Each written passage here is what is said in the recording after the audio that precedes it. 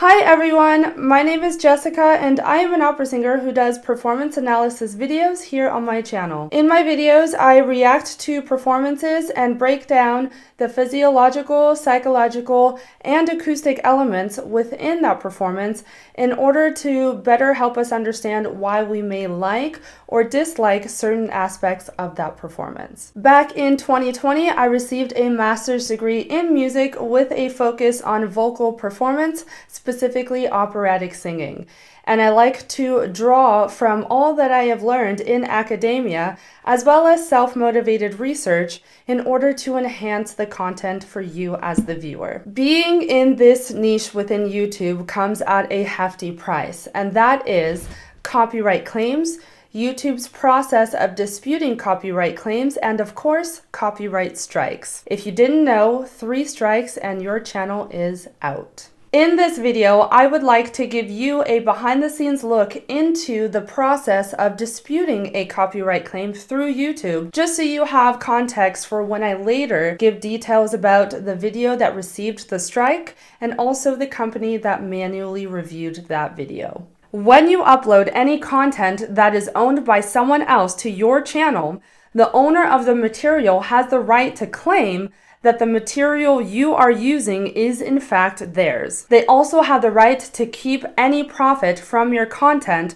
no matter how valuable you believe your input is, because you are using material that you do not own. You will know you have received a copyright claim in any of your videos in 2 ways. You'll see a notification right next to your video in your YouTube studio, and YouTube will send you an email. There are several things that can then happen once you receive the claim.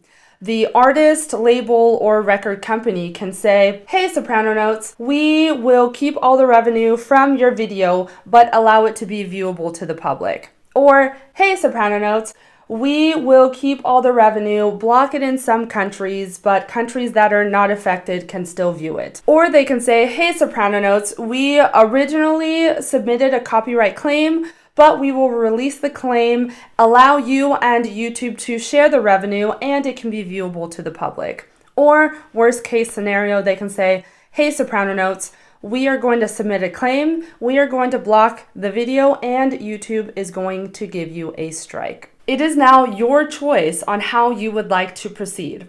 You can do nothing and accept the terms, or you can dispute the claim by going through YouTube's dispute process. Should you choose to dispute, this is where it gets muddy.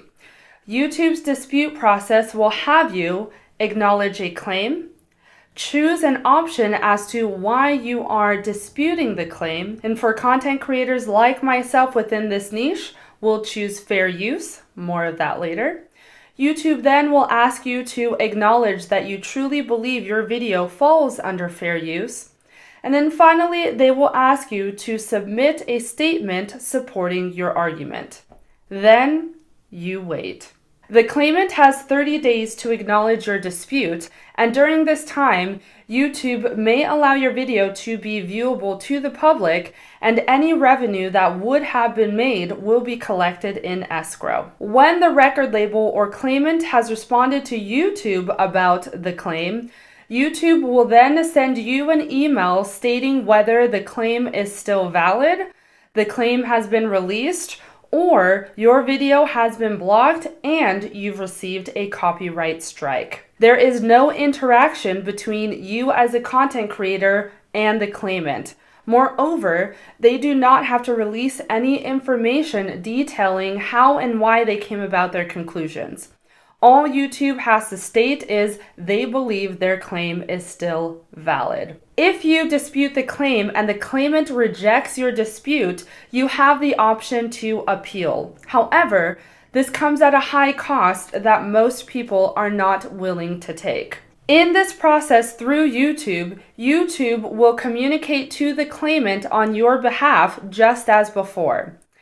If the claimant still believes their claim is valid and rejects your appeal, you will automatically receive a YouTube strike.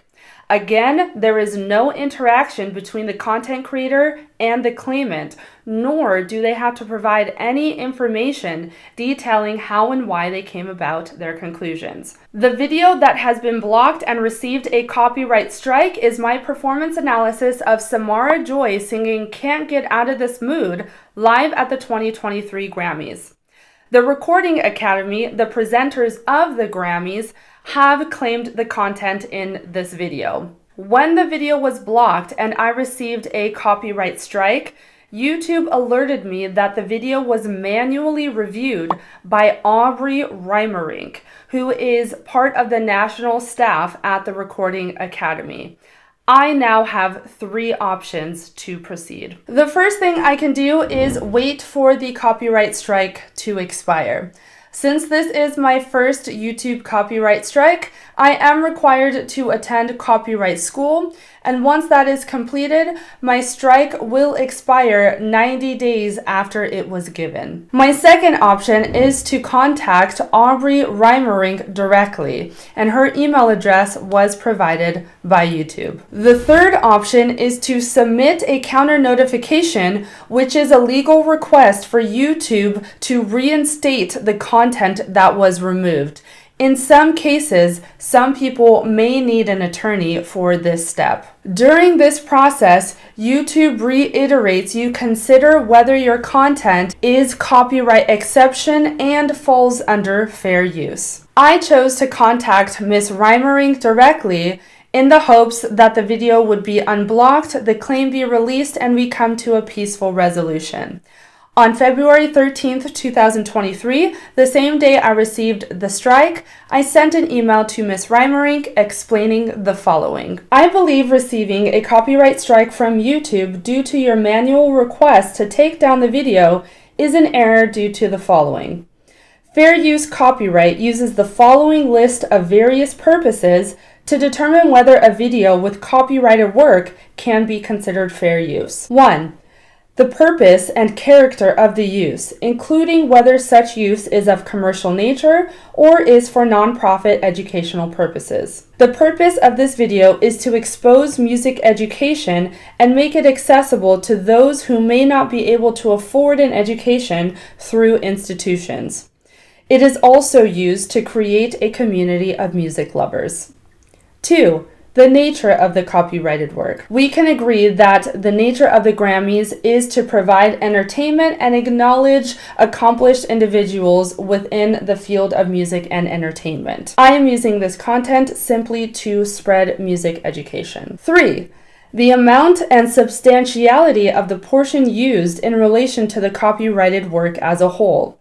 My final video provides over 50% analytical content in relation to music education, critique, comments, etc. Lastly, the effect of the use upon the potential market for or value of the copyrighted work. What revenue I may receive from this one video will not severely impact the Recording Academy's financial status. The last thing I explained is that there are other YouTube channels who have reacted to this very performance whose videos are public. What specifically about my content qualifies it for a YouTube strike, and what specific characteristics within the content of the other videos disqualifies them from these consequences and allows their videos to be public? Well, I got no response. So on February 21st, 2023, I forwarded the email to Aubrey, and as of today, March 3rd, 2023, I have not received a response. You never know the moment YouTube will give you a strike.